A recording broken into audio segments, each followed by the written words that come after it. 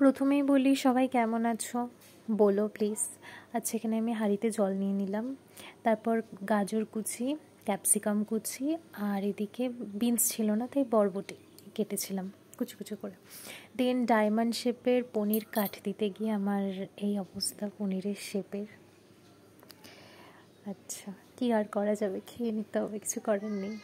তারপর আমি এখানে একটু কাজু আর কিশমিশ মানে কাজুটাকে কেটে রেখেছিলাম, আলাদা করে রেখেছি।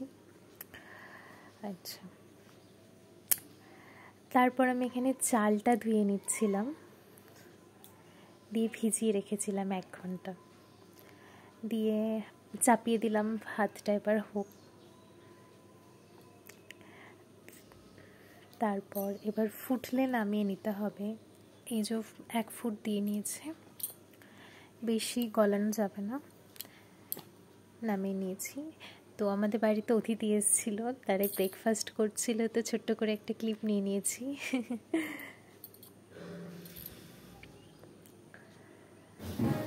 এখানে আমি পনিরটাকে ভালো করে ভেজে নিচ্ছি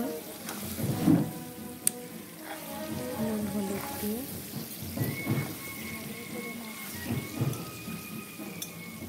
অ্যাকচুয়ালি সেদিন আমাদের এখানে বাবা ধর্মরাজের পুজো ছিল, তাই জন্য এত আওয়াজ। পনিরটা গোল্ডেন ব্রাউন হওয়া অবধি অপেক্ষা করছিলাম, হয়ে গেছে।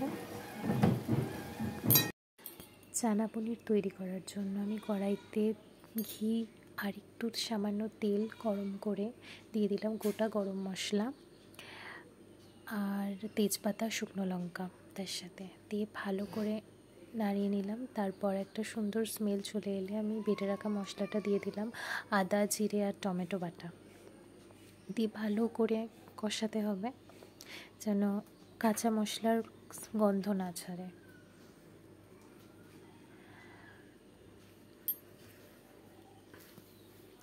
তো আমাদের সেদিনকে পুজো ছিল, তাই জন্য সব কিছুই ভেজ হয়েছিল আর কি। তারপর আমি এখানে একে একে ধনে গুঁড়ো, নুন, হলুদ, কাশ্মীরি লঙ্কার গুঁড়ো একে একে দিয়ে দিলাম।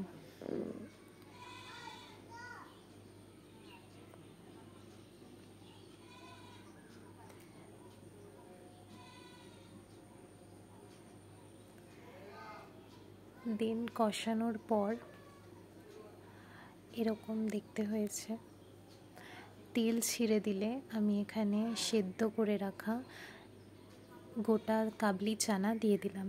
আমি কিন্তু কাবলি চানাটা সেদ্ধ করেছিলাম একটা ছোট্ট কাপড়ে, চা পাতা আর গোটা গরম মশলা বেঁধে নিয়েছিলাম, তার উপর এই কাবলি চানা মানে এই জলের ওপর প্রেশার কুকারে আমি দিয়ে দিয়েছিলাম, দিয়ে সেই ফ্লেভারটা কিন্তু খুব সুন্দর আসে কাবলি চানায়, কালারটাও খুব ভালো আসে, একদম দোকানের মতন আসে, তার জন্য আর কি। দিয়ে এবার আমি এখানে ঘিটা দিতে ভুলে গেছিলাম, তাই দেখিয়ে দিলাম যে আমি ঘিতে সব ভেজিটেবলসগুলো ভেজে নিচ্ছিলাম, যেহেতু এখানে ফ্রাইড রাইস হচ্ছে, ঘি না দিলে ফ্লেভারটা ভালো আসবে না। আমি এখানে চিনি গুঁড়ো করে রেখেছিলাম, চিনিটা দিয়ে দিলাম প্রথমে। তারপর এখানে ভেজে রাখা ভেজিটেবলসগুলো আমাকে দিয়ে দিতে হবে, তো ভালো করে ভেজে নিচ্ছি একটু মচমচে করে, যেন খেতে ভালো লাগে। আমার ভাজা প্রায় কমপ্লিট, এবার আমি হাঁড়িতে ঢেলে দিচ্ছিলাম।